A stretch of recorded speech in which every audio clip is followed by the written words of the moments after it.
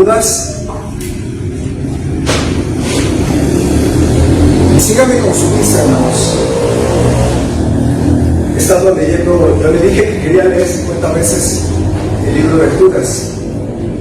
Y ahí vamos, ¿verdad? Pero al estar leyendo una tras otra, yo me he dado cuenta que es tan lindo y cómo Dios de verdad empieza a usar su palabra para hablarnos al corazón.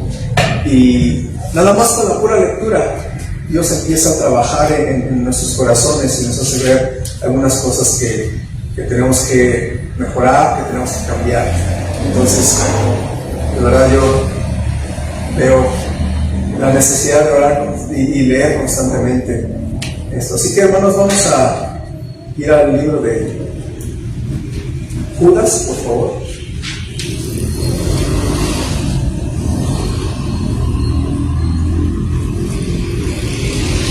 Síganme con su vista, por favor. Dice así la palabra de Dios. Judas, siervo de Jesucristo y hermano de Jacobo, a los llamados, santificados en Dios Padre y guardados en Jesucristo. Misericordia y paz y amor os sean multiplicados. Amados, por la gran solicitud que tenía de escribiros acerca de nuestra común salvación, me ha sido necesario escribiros exhortándoos que contendáis ardientemente por la fe que una vez ha sido dada a los santos, porque algunos hombres han entrado encubiertamente, los que desde antes habían sido destinados para esta condenación, hombres impíos que convierten en libertinaje la gracia de nuestro Dios y niegan a Dios, el único soberano, y a nuestro Señor Jesucristo. Mas quiero recordaros, ya que una vez lo habéis sabido, que el Señor, habiendo salvado al pueblo, sacándolo de Egipto, después destruyó a los que no creyeron. Y a los ángeles que no guardaron su dignidad, sino que abandonaron su propia morada, los ha guardado bajo oscuridad en prisiones eternas para el juicio del gran día. Como Sodoma y Gomorra y las ciudades vecinas, las cuales de la misma manera que aquellos, habiendo fornicado e ido en pos de vicios contra naturaleza, fueron puestas, por ejemplo, sufriendo el castigo del fuego eterno.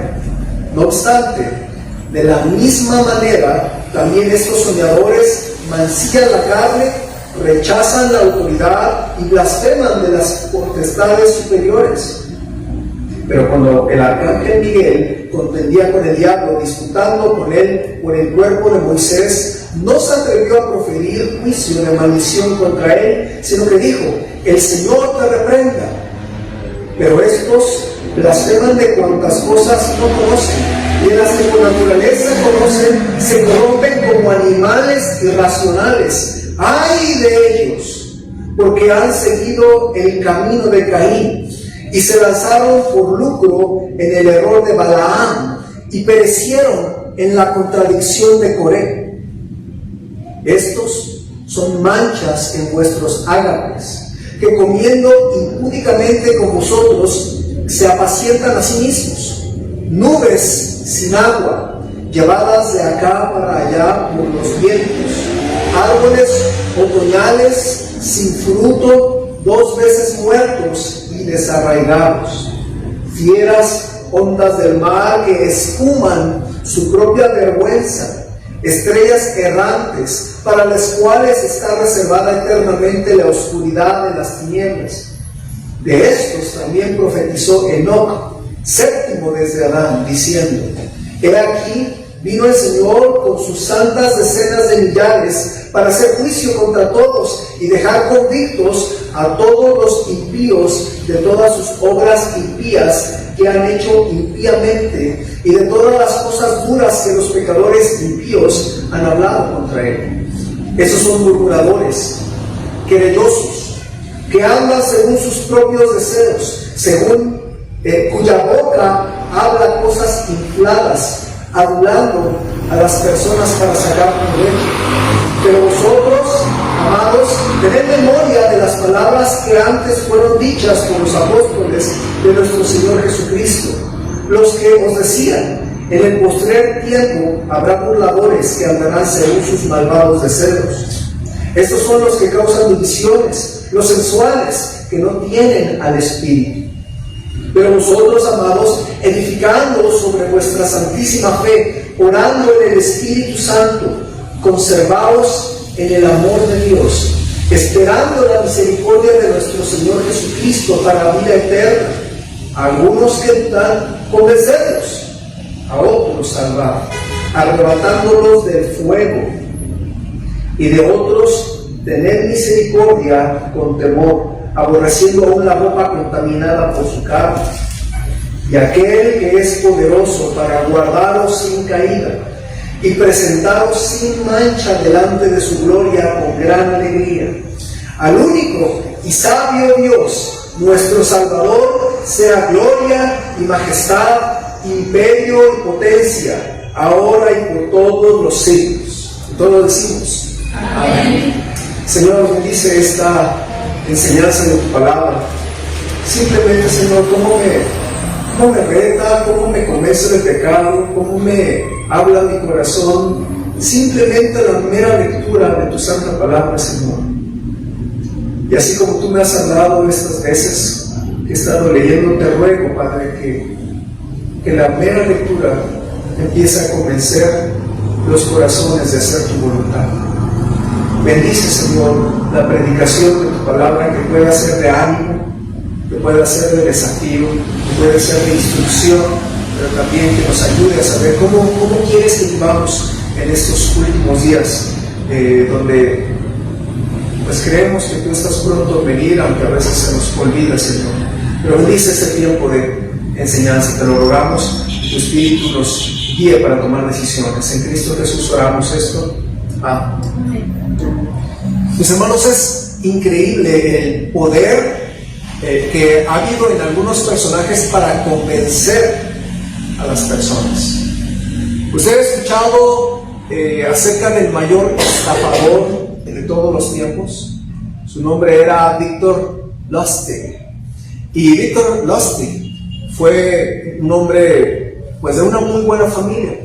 Él fue hijo del alcalde de una importante ciudad en el Imperio Austrohúngaro, muy inteligente, muy sociable, se ganaba a la gente con educación refinada, hablaba varios idiomas con fluidez. Y este hombre pudo haber escogido cualquier profesión, cualquier cosa que hubiera querido hacer, o como su papá, ¿no?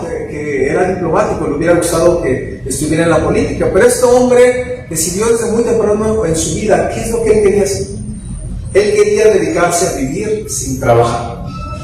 Y este hombre, para lograrlo, empezó a pensar cómo ser uno de los estafadores más hábiles de toda la historia de la humanidad. Este hombre fue capaz de engañar a gente para vender la Torre Eiffel, y la vendió 2 veces, hermanos. Tan astuto era, ¿no? Este hombre era tan ambicioso que fabricó una máquina que producía o fabricaba dinero o lavaba dinero, y cada ciertas horas salía un billete de $100, y cada seis horas sacaba un billete de $100, pero al principio puso dólares auténticos, ya después salían billetes en blanco. Pero para cuando ya se daban cuenta, esta gente que pues quería su máquina de dinero, él ya había huido, ya los había estafado, y costaba $30,000 la máquina, ¿verdad? De hecho, él en alguna ocasión pudo conocer al famoso Al Capone. Y Al Capone, pues era un mafioso de primera allá en Estados Unidos, y pudo estafarle y sacarle $5,000, así nada más, ¿verdad? Se hizo pasar por conde, se movía de los Estados Unidos a Francia y a otros países, y tenía 47 identidades diferentes. Y al final terminó en la cárcel, lo lograron cachar, lo metieron en la cárcel, estaba bien feliz en la cárcel, él decía, y se dio el lujo de escribir un libro titulado 10 mandamientos para hacer una estafa exitosa. Y cuando yo pensaba en esta persona, yo decía, ¿cómo hay gente que tiene tal manera de convencer a las personas y obviamente lo hacen para aprovecharse, para vender algo, para robar algo o para alcanzar sus metas? Pero lo que yo pensaba es cómo de verdad se puede tener el poder del convencimiento. Por ejemplo, Adolfo Hitler usó el poder de convencimiento para convencer a toda la nación, echárselos en la bolsa y hacer guerra en toda Europa y convencerlos que eran la raza aria, ¿verdad? Y picarles el orgullo, y como nación, pues literalmente hicieron un desastre en la Segunda Guerra Mundial. Pero hermanos, el poder de convencimiento no siempre es malo. De hecho, en la Biblia se habla del poder del convencimiento. Vean el versículo 22. No vamos a salir de ese versículo 22. Solamente quiero que en esta noche pensemos y reflexionemos en el versículo 22 de Judas. Léanlo conmigo, hermanos. ¿Cómo dice? Algunos querían convencerlos.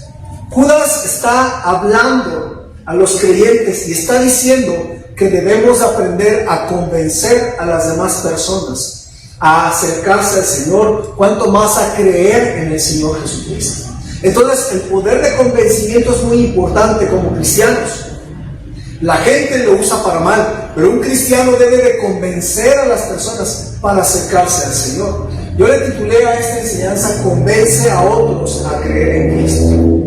Ahora, al estar leyendo toda la carta, como les decía, hermanos, yo veía cómo Judas está preocupado, está alertando. Primero está advirtiendo que hay mucha gente que es falsa, falsos creyentes, falsos maestros, y toda la carta se pasa hablando de ellos.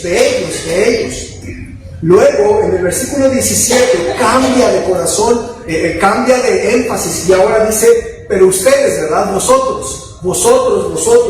Y ahora vuelve a cambiar. En el versículo 22 ya no habla ni de ellos, ya no habla de ustedes, ahora habla de algunos, ¿no? Algunos. Empieza el versículo 22, a algunos que dudan, convencerlos. Y para que tú puedas entender un poquito el corazón de Dios, Dios quiere que pienses en algunos allá afuera que tienen necesidad del Señor, y que el Señor quiere que tú puedas convencer en tu vida a algunas personas para que puedan seguir el camino del Señor, para que puedan seguir al Señor y puedan realmente conocerle como Salvador.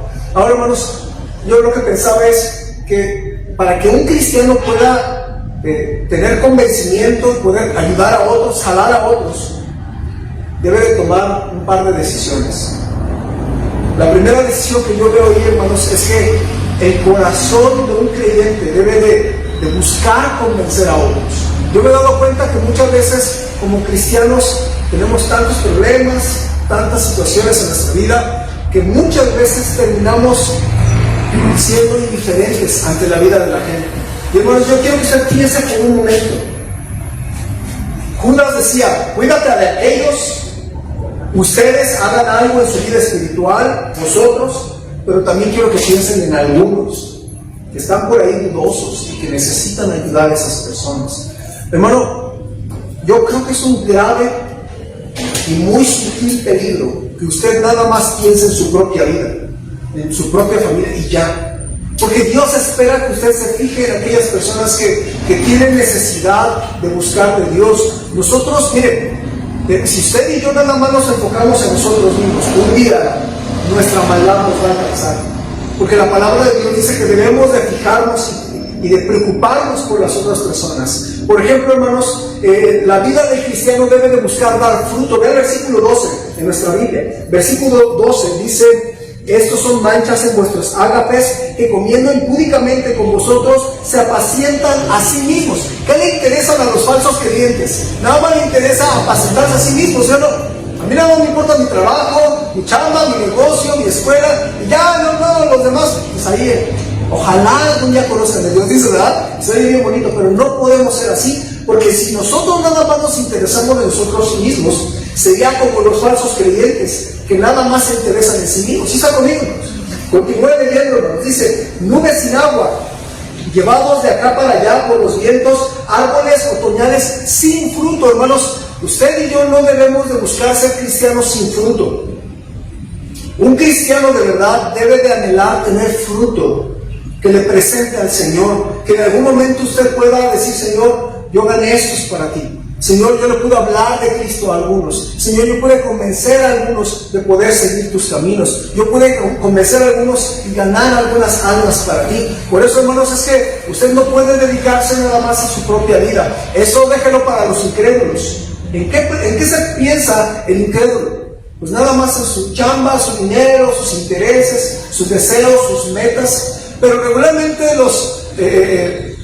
los incrédulos no se están preocupando por la situación de otros.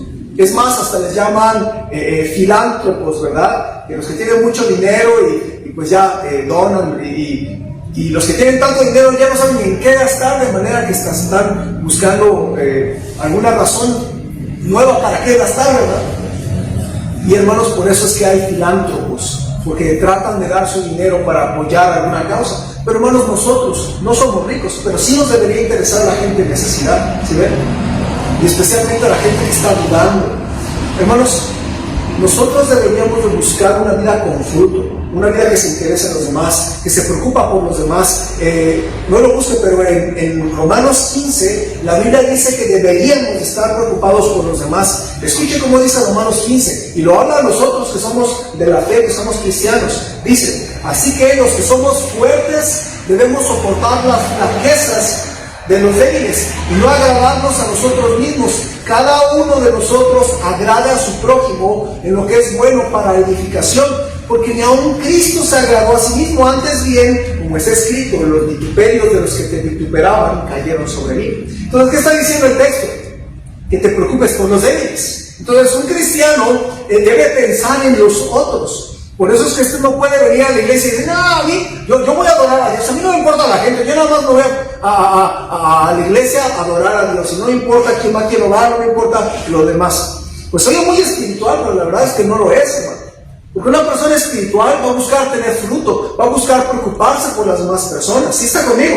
Y yo lo que quiero es que se quite de su corazón esa mentalidad egoísta de nada más pensar en mí y en los míos. Y hermanos, debemos de pensar en los demás. Por eso es que realmente, para que usted pueda cumplir con el versículo 22, a algunos que dudan convencerlos, tiene que preocuparte que está confundido, ¿sí o no? Tiene que preocuparte que está dudando. Y por eso nosotros, hermanos, debemos de cambiar nuestra manera de pensar y decir: a ver, sí, yo voy a empezar a preocuparme por los demás.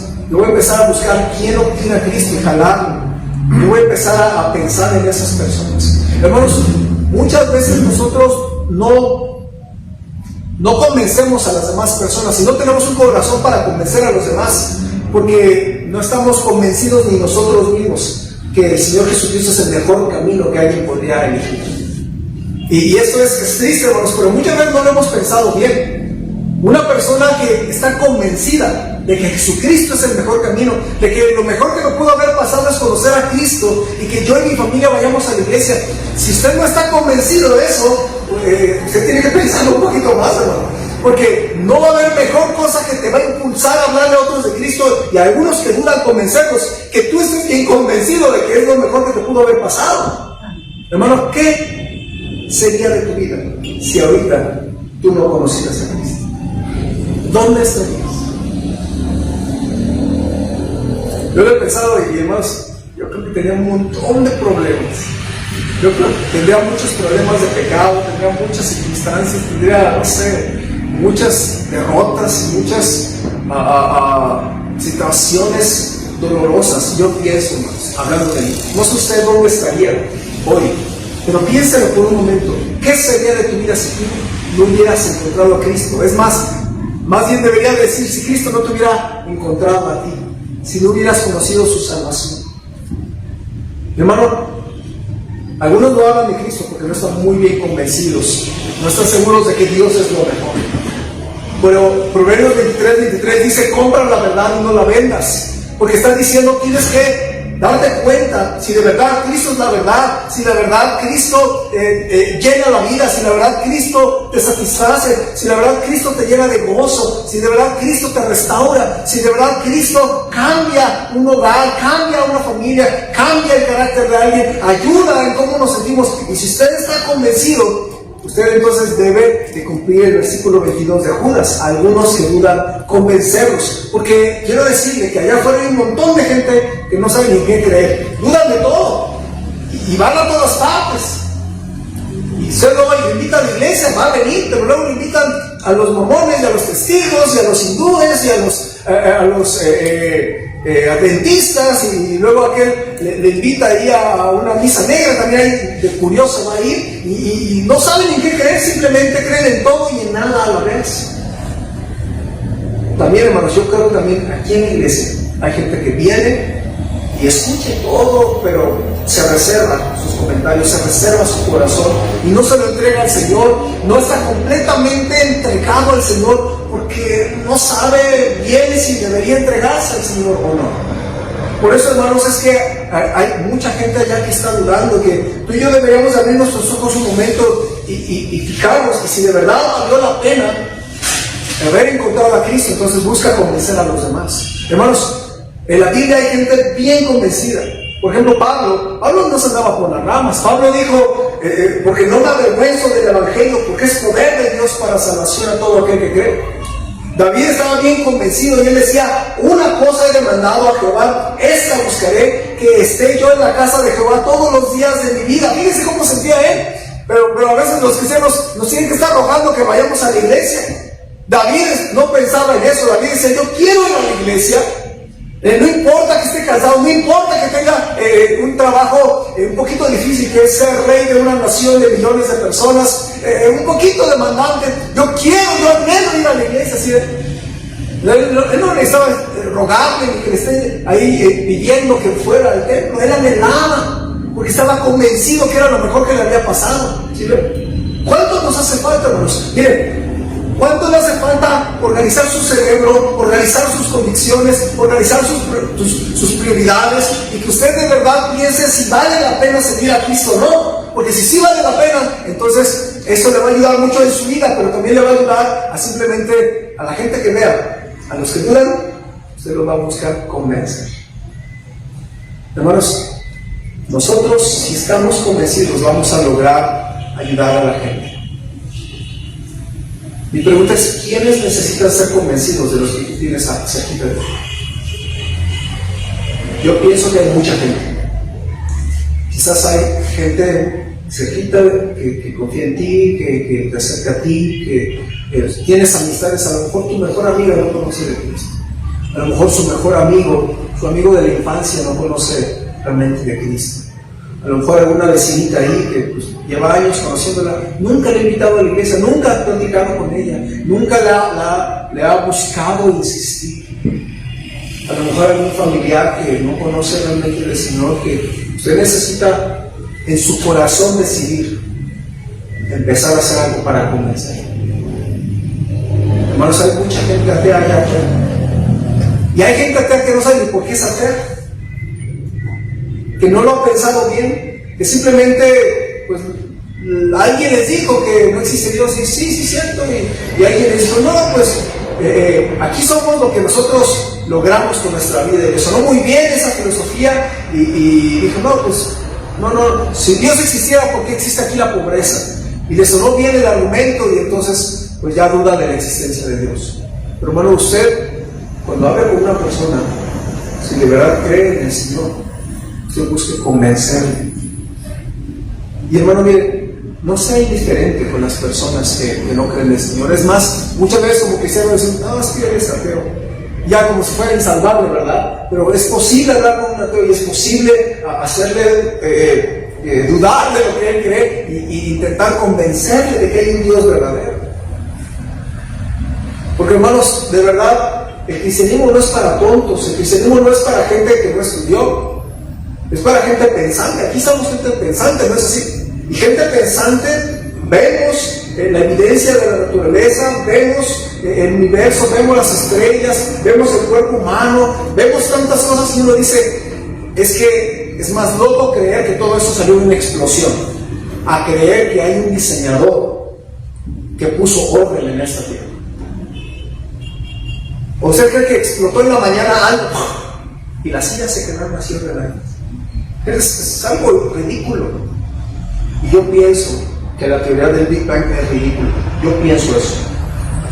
Para mí es más creíble pensar que todas las cosas que vemos de la naturaleza tienen un orden, tienen ecosistemas, hasta el cuerpo humano tiene, cada órgano tiene su función diferente. Es más, nosotros somos dependientes del oxígeno que dan las plantas, y las plantas son dependientes del dióxido de carbono que nosotros producimos. Entonces somos codependientes. Qué chistoso que una explosión hizo algo así, ¿verdad? Y hermanos, en realidad uno debe de ayudar a esas personas, pero lo primero que yo quiero que usted piense es a tener un corazón por buscar insistir y preocuparse por alguien. Algunos que dudan están allá afuera, pero lo peor es que a los cristianos no les importa que duden. Es más, hasta los atacan. Él no quiere saber de Dios. Es que él dice que sabe, pero lo decimos como si no nos importara. Nos debería de importar, porque Dios dice en su palabra a algunos que dudan. ¿Qué tienes que hacer? Convencerlos. Entonces usted tiene que ponerse activo y empezar a hacer algo para convencerlos, hermanos. Entonces el corazón de un creyente debe de ser de preocuparse por las personas que no conocen de Cristo. Ahora, el corazón de querer convencer a los demás va a hacer que tú le entres a una lucha. Hermanos, no es fácil que usted quiera convencer a algunos que dudan. Cuando usted dice, yo quiero ayudar a esa persona para que escuche, para que venga a la iglesia, para que reciba a Cristo, ahí empieza apenas la lucha. Te vas a dar cuenta que no es nada fácil.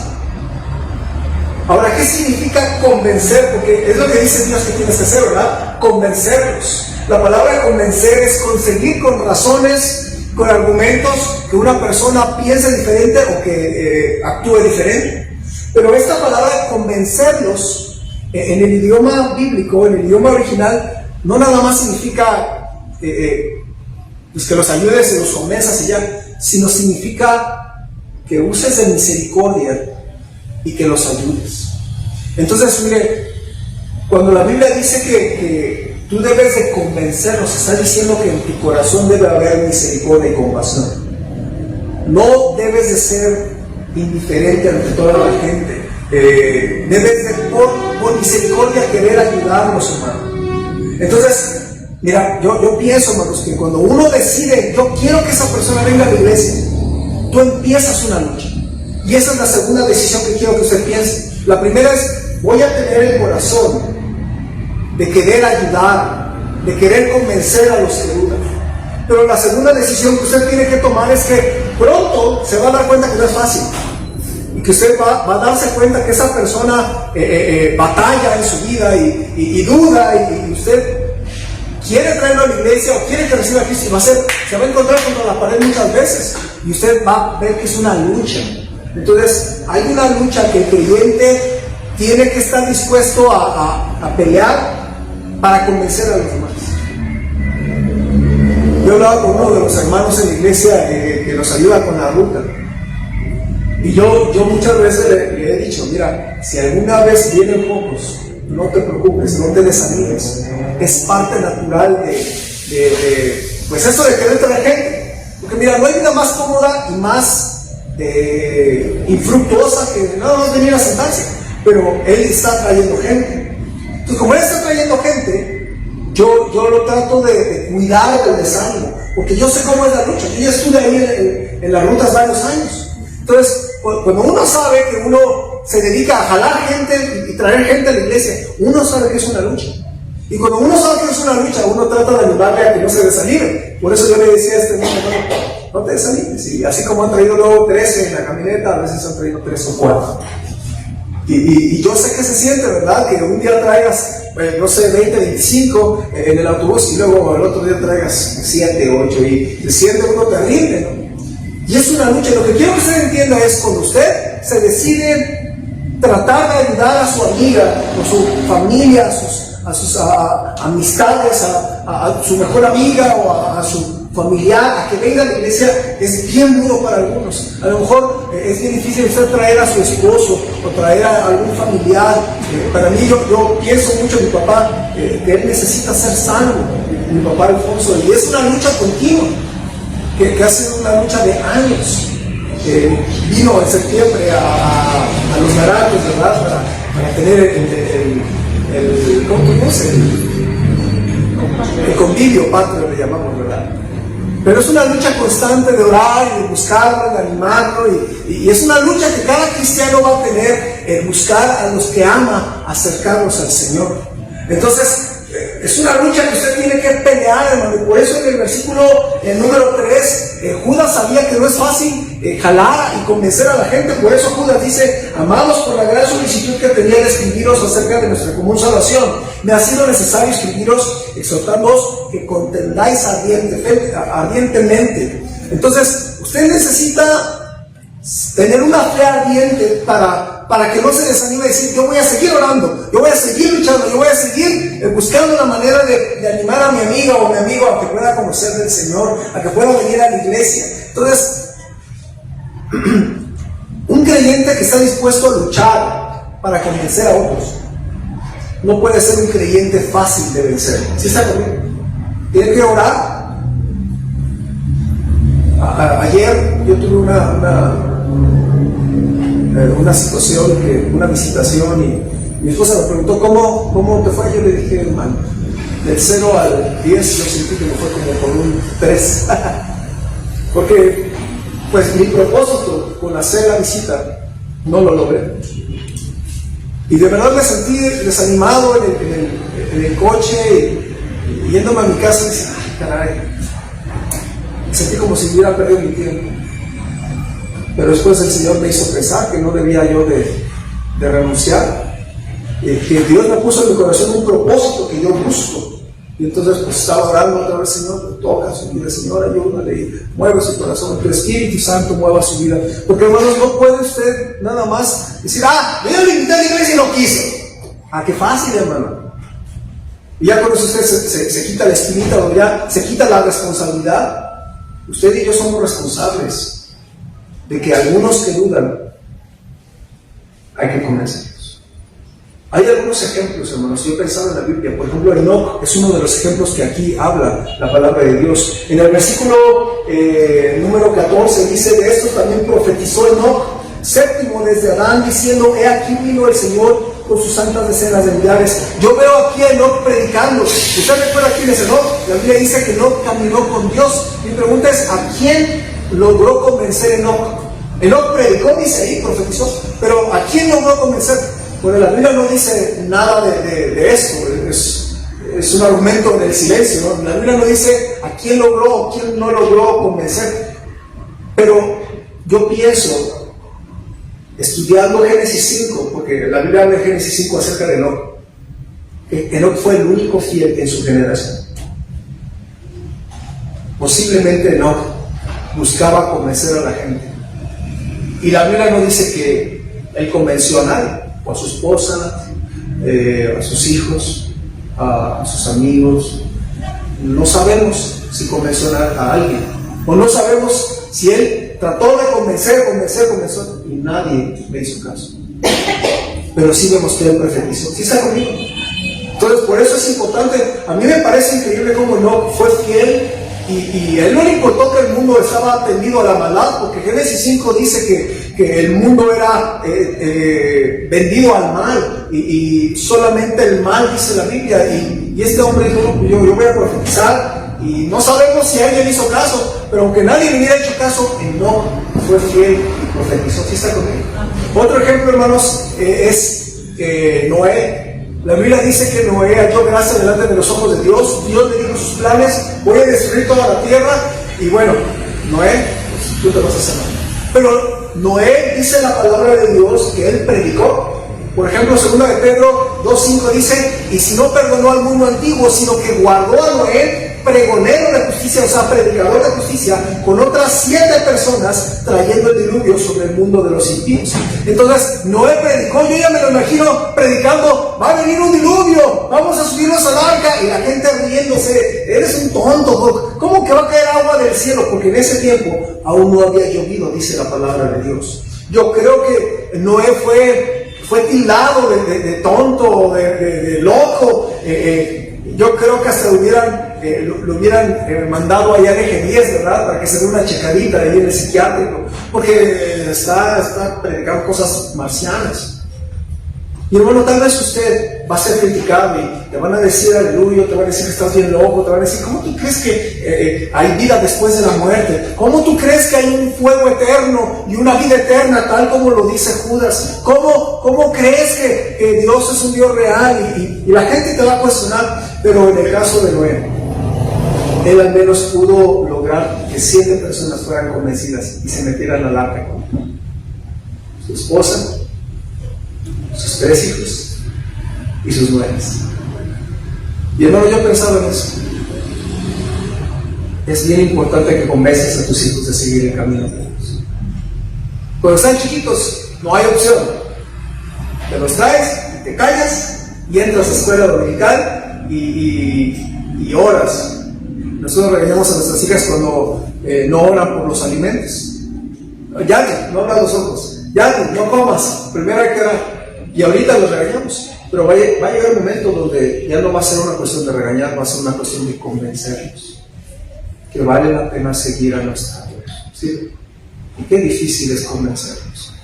A lo mejor ustedes están batallando con convencer a sus hijos. No se desanime, mi hermana, mi hermano, con tratar de convencer a su familiar que aún no quiere venir a la iglesia o aún no quiere recibir a Cristo. No se canse. Siga orando, siga animando, siga pidiéndole a Dios sabiduría. ¿Cómo le convenzo para ir, verdad? Hubo una vez un hombre que dijo, la verdad es que yo la primera vez que entré a las cosas de Dios, yo siempre llevaba a mi esposa a la reunión de la iglesia, y era en una casa, y la verdad la primera vez que entré fue porque se me antojó la gelatina que había. Y fue la manera en que él conoció, ¿no? Y hermanos, hubo alguien inteligente que puso una gelatina sabrosa en esa casa, ¿no crees? Y hermanos, ese fue un buen gancho. Obviamente la gelatina, no puede uno ir a la iglesia por la gelatina, debe de llegar el convencimiento. Pero hermanos, es una lucha espiritual. Y cuando un cristiano está firme, está fuerte, y ama a su familia, y ama a esas personas, está dispuesto a enfrentar esa lucha y decir, Señor, perdóname porque me he desanimado y hace mucho que no oro por mi familiar, y yo voy a volver a orar, y yo voy a volver a invitarle a la iglesia, y yo voy a volver a animarle, y yo voy a volver a hacer algo para que mi familia pueda conocer a Dios, pueda regresar al camino de Dios. Por eso usted no se tiene que desanimar. Porque si usted no les insiste, ¿quién lo va a hacer? ¿Sí ven? Algunos que dudan, convéncelos. Pablo también es un buen ejemplo de gente que convence, ¿verdad? Pablo se levantó delante del rey Agripa y dice la Biblia en Hechos 26 una descripción bastante interesante de cómo Pablo era un prisionero y Pablo se iba a defender delante del rey Agripa, y más que defenderse, más bien le comparte de Jesucristo.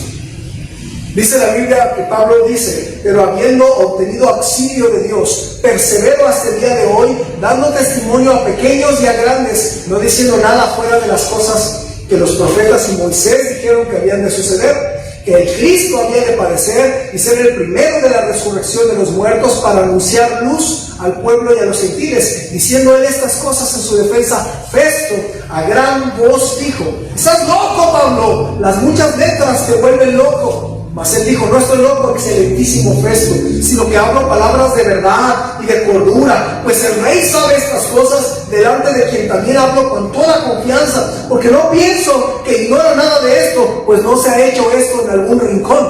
¿Crees, oh rey Agripa, a los profetas? Yo sé que crees. Entonces el rey Agripa dijo a Pablo, por poco me persuades a ser cristiano. Pablo trataba de persuadir. Ganar almas no nada más es leer el folleto y ahí a ver qué haces con él. Ganar almas no nada más es darle un tratado o escondérselo, metérselo en la mochila o dárselo al de la tortillería, que está bien hacerlo, pero hermanos, ganar almas genuinamente es tratar de explicarle el amor de Dios, explicarle la salvación del Señor e intentar convencerlo a que pueda recibir a Cristo. Entonces, Pablo es un buen ejemplo de alguien que trata de ayudar a esos que dudan, convencer.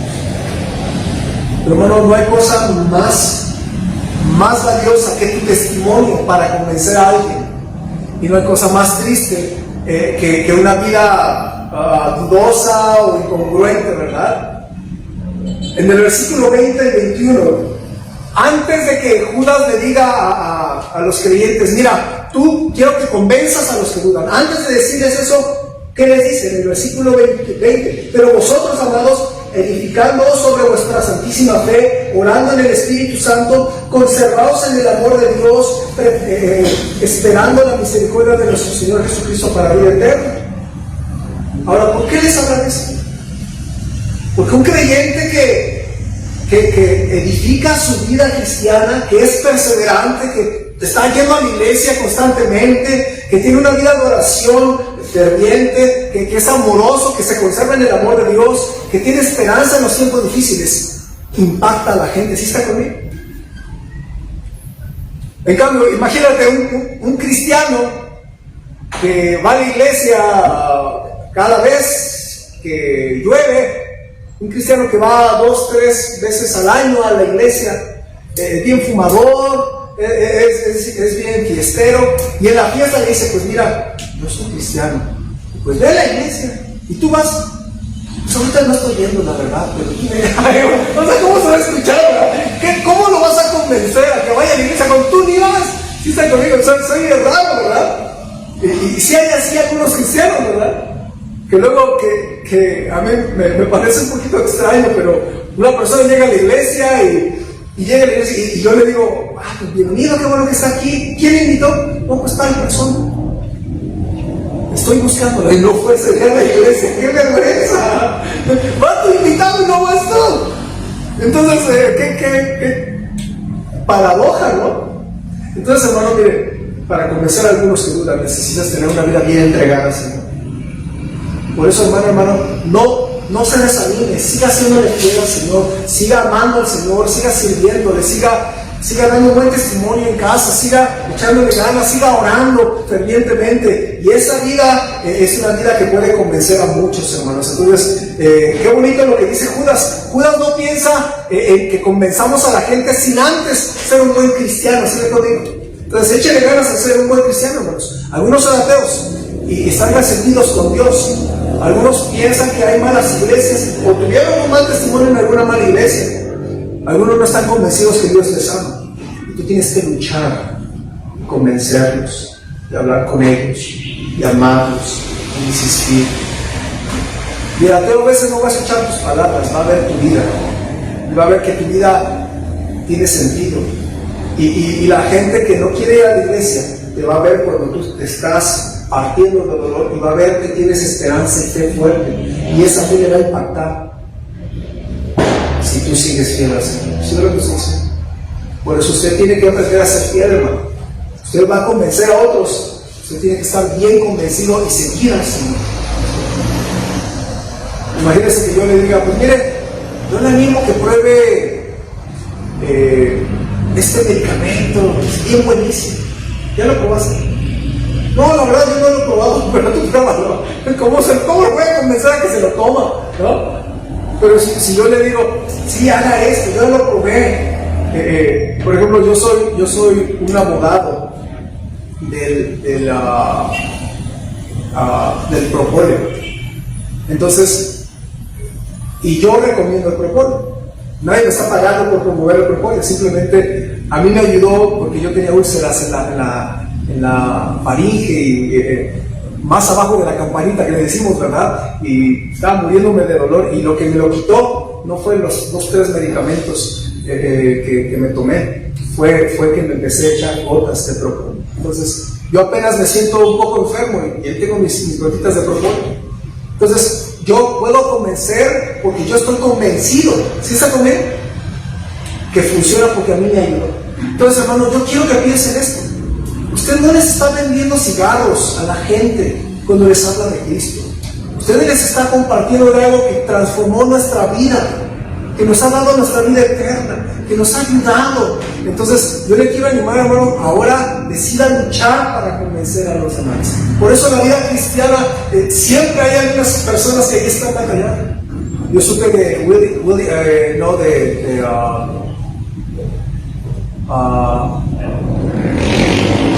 llama este hombre?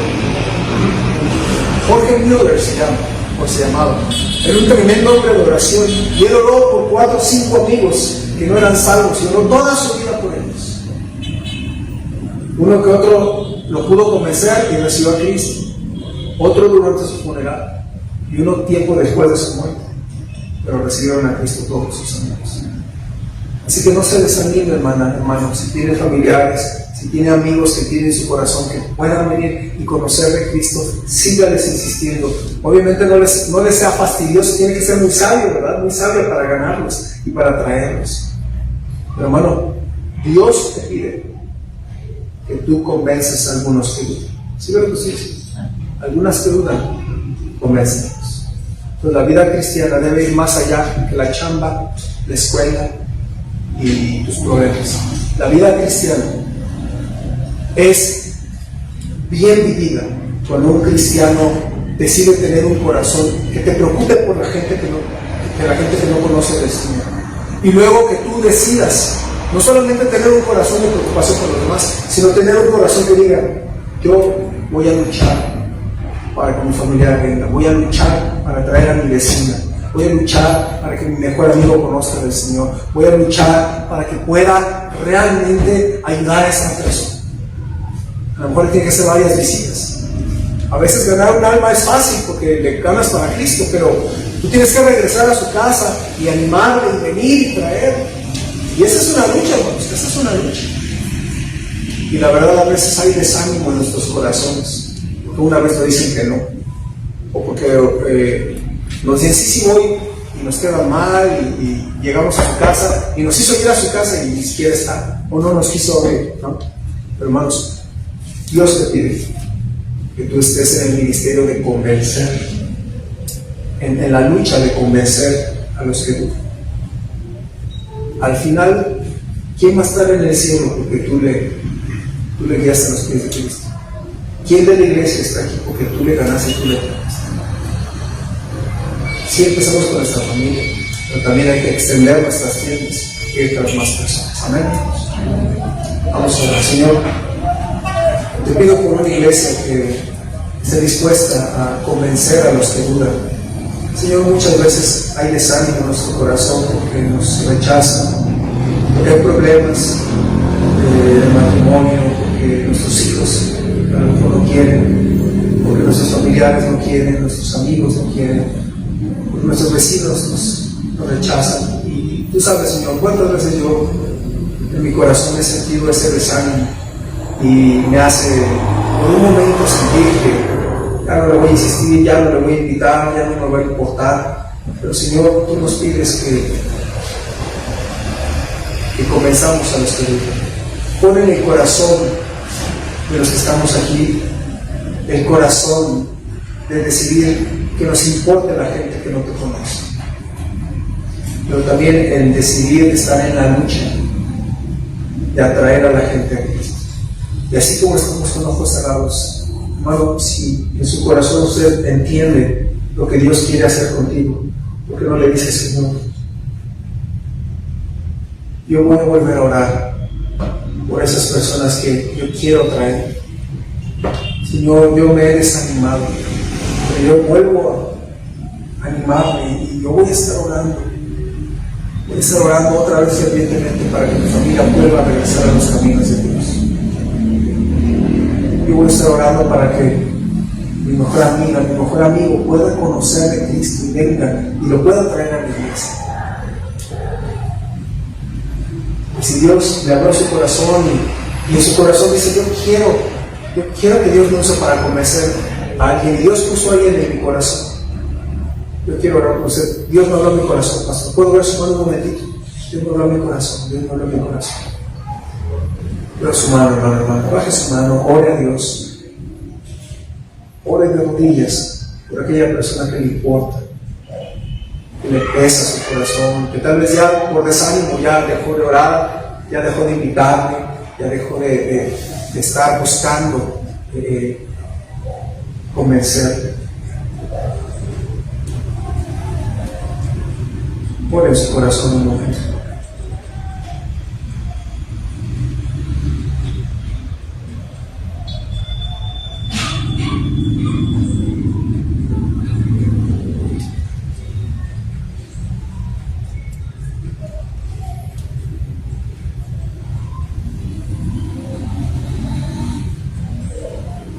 Señor, en esta noche queremos poner en tus manos estas decisiones que estamos tomando.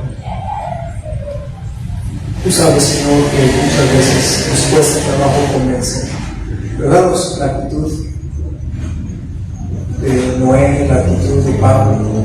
Ayúdanos a tener una fe más ferviente, no dejarnos apagar de pronto, dejarnos desanimar con un primer no. Ayúdanos, Señor, a luchar para atraer a otros a ti, Jesucristo, y usa esta iglesia para atraer a otros a Jesucristo. Te lo suplico, Padre. Úsanos como iglesia, danos mejores ganadores de almas, danos más gente ferviente. Te lo suplico, Señor, en el nombre de tu Hijo Jesús. Amén. Vamos a poner